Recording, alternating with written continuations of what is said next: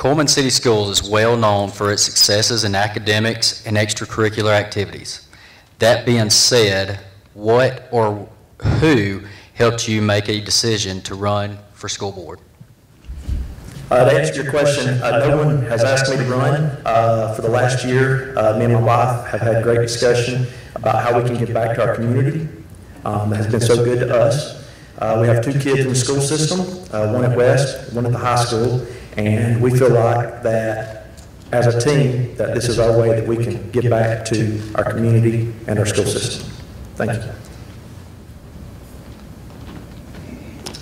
My decision to run for school board is a confluence of a number of things. One of my prime responsibilities was alleviated in the middle of this summer. Over a year ago, and I hope I'm not outing this person, but one of the incumbent school board members who has chosen not to run, over a year ago, asked me if I had ever considered it. And I said, no, thank you. But since then, several people asked me that question.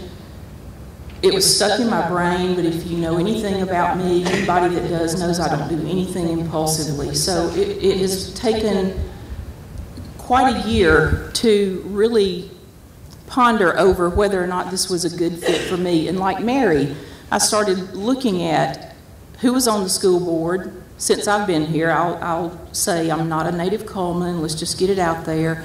But I've come to love this community. I come from a family who has been a part of city politics and a family of educators, both my family of origin and the family I married into. I'm surrounded by educators. I'm surrounded by people who believe in service to community and in getting in there and sticking your neck out. So, win or lose, I've stuck my neck out. I'm willing to move forward. I've got ideas that I've never heard from anybody else, and I'm willing to throw them out there. If I have the chance, you'll hear them too. Thank you. If elected, what would be your priorities as a board member to continue to improve the city schools' performance, as well as address ways we could improve the school system as one of the best in the state of Alabama?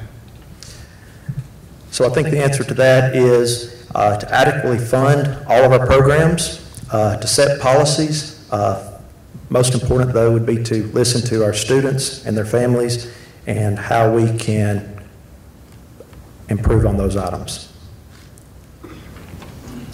Space is an issue. I'm not going to belabor that point. What I would like to speak to is that I think we need to, as a board, look at how we can more creatively use the facilities we have rather than trying to figure out how we can build new facilities. I think we need to look outside the box and figure out ways to best utilize the facilities we have before we try to spend more money on new facilities. Working with juvenile delinquents, I realize that not every kid is college bound. Most of my kids that I work with on a day-to-day basis are not. Over the years I've been doing this, I've come to realize that every kid is unique, every kid is special, and not every kid is going to college. Not every kid wants to go to college, not every kid needs to go to college. We need to try to find the needs, help meet those needs, and help kids find fulfillment in whatever way they want to go. I think we have an untapped resource in our industrial community here in Cullman. We do a great job in bringing in new industry. We need to make them stakeholders and investors in our schools, not just adopt school sponsors, but I think we can use them in ways to help beef up our programs that don't necessarily gear kids toward going to college. Thank you. There has been discussion of building a 6th grade academy. How do you plan to accommodate a growing school system? Do you believe shifting grades at both East and West Elementary could help with some of the overcrowding issues? It's a good question. As a businessman here in town, I see how our community has changed in the last 5 or 6 years. The talk of building an academy, I've heard at the middle school, I've also heard at West Elementary, I've also heard about moving East and West or merging them together and splitting those grades. I think that's a very interesting topic. I haven't been on the school board. I haven't spent a ton of time studying those issues. It is something that I am looking forward to do and make the best decision for our students, the family, and the community. Thank you. I don't have an answer to this question either. But I'll go back to what I said in an earlier question, that I think we have to look outside the box and at every creative way we can come up with to figure out how to utilize our current space. One of the things I will say is I know that years ago, 6th grade did come to the middle school, as well as I understand. Some were really happy about that, some were really not, and that's always going to be the case, no matter how this question is eventually answered. So I don't know that it's just about 6th grade. I think it's more about how do we use what we have along with our available resources to do the best job we can to meet the needs of our kids. The other thing I want to say about this is that if you've ever seen the little bitty Bearcat cheerleaders, you know they feel a part of a bigger something. If you've seen the Pee Wee football teams, they feel a part of a bigger something. To totally separate 6th grade and make it their own academy, I think we have to be very careful with that so that they don't lose that feeling that they're still a part of something bigger. Some of them are ready to move on to middle school, some of them are not. But again, like I said, that's always going to be the issue. Some will be happy, some will be not happy about that. So I don't think it's just an issue of 6th grade. I think it's how to meet the needs of every kid, using the facilities we have while at the same time keeping them all invested and feeling like they are a bigger part of the whole. Thanks. There have been a lot of complaints about school traffic, especially near Coleman High School and the primary school. Do you believe a staggered school schedule could help alleviate traffic issues? Do you have any other solutions to this problem? I don't know that there's a solution to this problem that we're going to solve tonight. We all agree it's a problem, but if you don't like sitting in traffic, leave earlier. I had to do it. I mean, I did it when my kid was in primary school. I left early. It's a problem, but it's not, to me, the most crucial problem. Our police officers that run the traffic flow and our school teachers and administrators that are there getting children in and out of the cars, I'm like Julie, they do a phenomenal job and they do the best job they can. Times are staggered, not by a few minutes, but that's all it takes in those morning routes. Leave a few minutes early, leave a few minutes later if you don't like that heavy duty. What I hate are those stakes in the ground where you have to make that sharp right turn. That's awful to try to do in a big car, so I got a little car.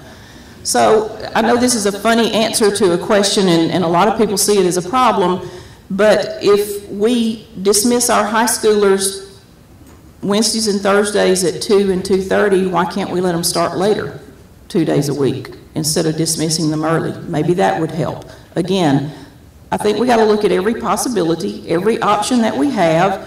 I know a lot of teenagers would love to sleep in a couple of mornings rather than getting out early. So maybe we can look at that, which would give everybody a break on those 2 mornings. I don't really know. We'll go from there. You know, I think it's been exciting times in our community over the last 4 or 5 years. I know it has been for me as a business owner.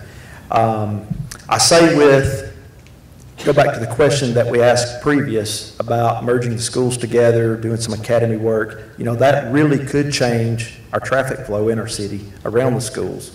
There's a lot of ideas out there. There's a lot of possibilities. And I think if we just step back and we explore all those ideas, that we can come up with a great solution. I know in my business, I tell all my employees, when we're dealing with a customer, good or bad issue, we always look at it from customer standpoint, we look at it from business standpoint, and somewhere in the middle there is a happy medium. So with the roads, you know, we look at how it affects our community, all the housing around, people trying to get to work, maybe that don't have students, and, you know, how does it affect our students? And, you know, there's a happy medium there, but I think there's a lot of interesting ideas, and I think it's something that needs to be studied.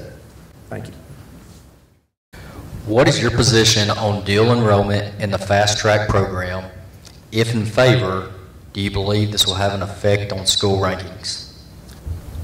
Fast Track, to my understanding, was part of our high school programming several years ago, and then it was taken away. And now it's been back for 1 year, 2 years, something like that.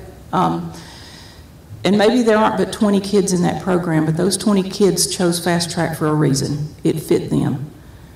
Just like AP classes fit some kids. Not all kids are good fits for AP classes. Not all kids are good fit for fast track and dual enrollment programs. We've got to meet the needs of every student.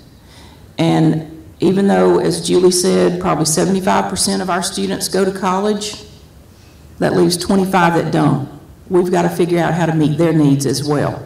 So if fast track meets the needs of a small number of our kids, and we graduate them fulfilled and whole and ready to join a competitive workforce, I'm all for it. I'm all for anything that prepares kids individually, helps them identify what their needs are, how to meet those needs, and we move forward from there.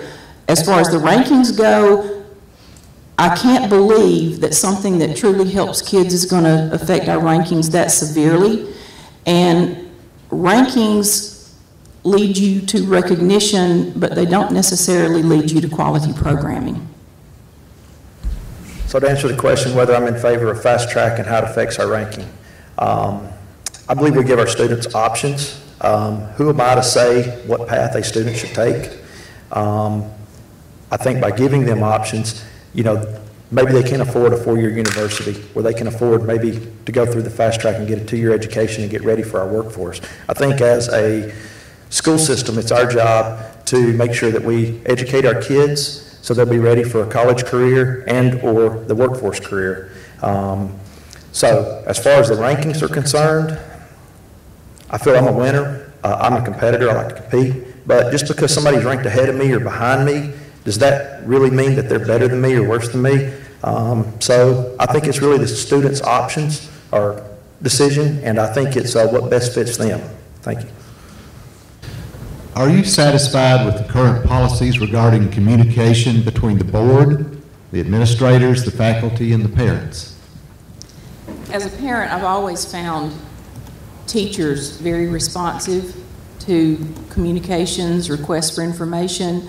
I appreciate the teachers providing their email addresses. I think that's probably the easiest way for them to communicate with parents and with students. I love the Remind 101s when we have access to those, so I know what's going on and what I need to know about the specific classes.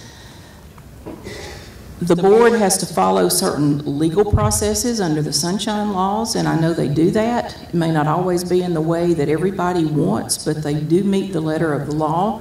Called meetings are called meetings and don't always have time to get published in the newspaper.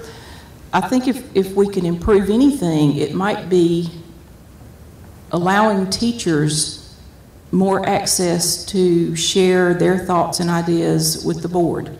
And I think that may be worth a conversation to have, is to let each school maybe come up with a small committee of teachers that represent them and have regular times during the school year to allow those teacher groups to come and meet with the board members. It's not going to mean we're going to resolve their problems or their concerns right then, but at least it might give them the feeling that they are being heard, that we would want to hear what they have to say, and it might give us a little more inside information about what is going on in our actual schools, because we're not there every day. In my business, it's important that we communicate well between my customer, myself as the employer, and my employees. I'm a parent. I've learned a lot over the last 6 weeks running for city school board, and I feel that responsibility for information falls back on us as parents to go get that information. I think it's important that we have a line of communication. I feel like our school system does have that line. That information is there. Could we do a better job of opening that line of communication? Sure we could. A good example of that I feel would be real good would be to, we've got 5 seats on the school board. So we've got 5 school systems, so why not each board member once a year just show up at a PTA meeting? Sit in the back row, listen to the students, listen to the faculty, listen to the families. So that way we can bring that back to the board and make better decisions as a board member. Like I said, that information's out there. I've learned a lot. Thank you. Education has changed dramatically in the last 10 years. How do you see your role as a board member in supporting our community leaders, school leaders, and teachers in promoting and providing opportunities for innovation to prepare our students for their future careers? We attract high-quality teachers and applicants, just like was previously said. People want to be a part of Cullman City Schools. That's a good problem to have. We've built good alliances with city leaders, city government. They support our schools. We provide incentives for our teachers to move forward educationally, work toward national board certification. All of these are improving the quality of our teachers, which I think in turn will improve the quality of the students that we're turning out to go to college, join the workforce, whatever. I think we can better build relationships with our industrial communities. I think I've said this before, I feel that's an untapped resource in our community. We can go beyond just letting them support certain programs and make donations. I think we need to make them stakeholders. I think we need to give them incentives, which in turn will open up doors for our teachers and our administrators to build alliances there and open opportunities for our students that maybe we don't have right now. Well, I think we do that through the strategic plan that us as a community has set for our school system. I have the 3 A's: awareness, action, and accountability. Basically, the plan, and I wasn't real familiar with this until 6 weeks ago, talks about how we improve our academic and technical classes. It talks about growth. It talks about funding, and it talks about how to keep our quality staffing that we have. Through that, we've got the awareness, which is the plan. Second, it's important that we take action and implement that plan. And then third, it's accountability, that we hold ourselves accountable that we are executing that plan. Thank you.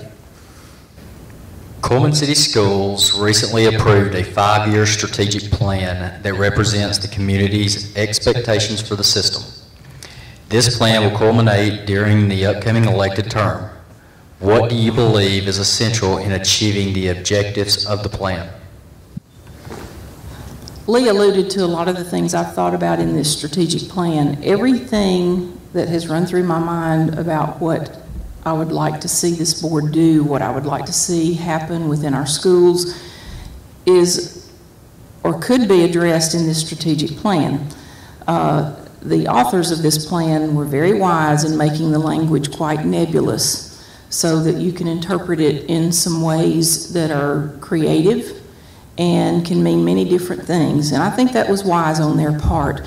Working in mental health, I'm used to having a treatment plan that outlines goals, things you want to achieve, and objectives that are going to help you look at how you're measuring your progress toward those goals.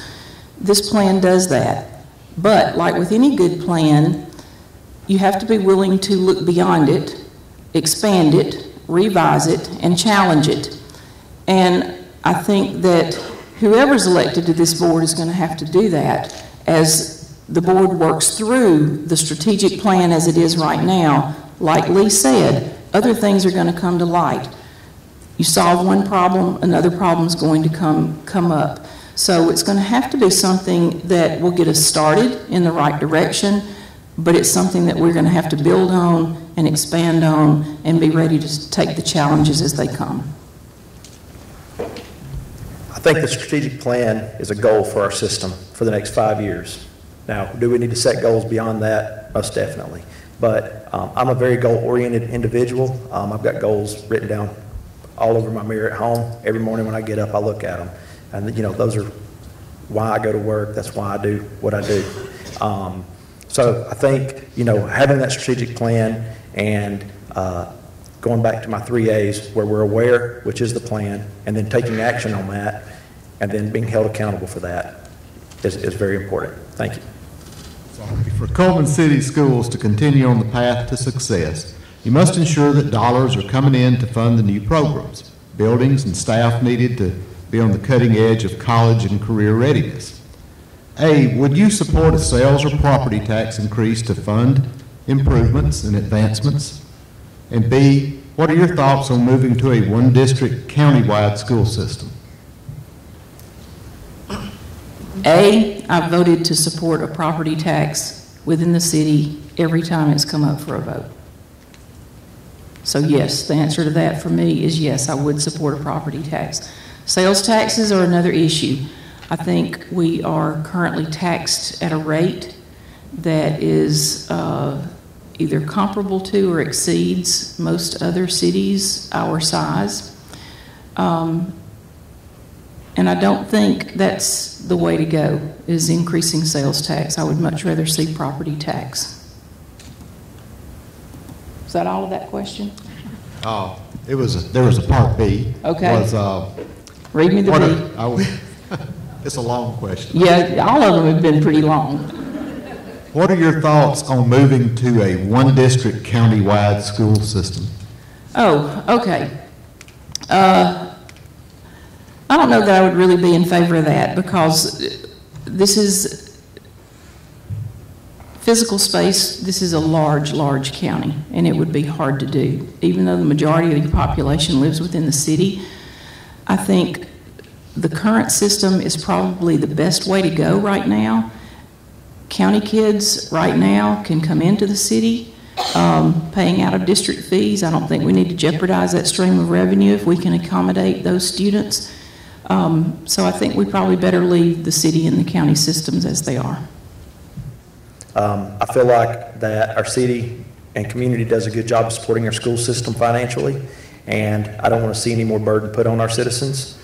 To answer question B, I think that it's not really an issue at this point. Our school systems, our city and county school system aren't in line with one another. They don't really run parallel. So merging them together, I think, would be very difficult. I'm not sure that would really work. Thank you. You will now have 1 minute to give your closing statement. And as discussed before, we will go in alphabetical order. I know you're all tired, ready to go home. So I'll say this. I dare not quote scripture, but just to paraphrase, to whom much is given, much is expected. I chose to run so I could give all my time, energy, and resources to our system and our students. I ask for your vote, and thank you for being here tonight. I'll say a couple of things. One that I've addressed, I'd like to, as a board, take a closer look at the opportunities for our kids that are not going on to college. Our AP college grads don't usually stay in CULLMAN. Our other kids do. We need to invest back into this community the same way this community has invested in the schools.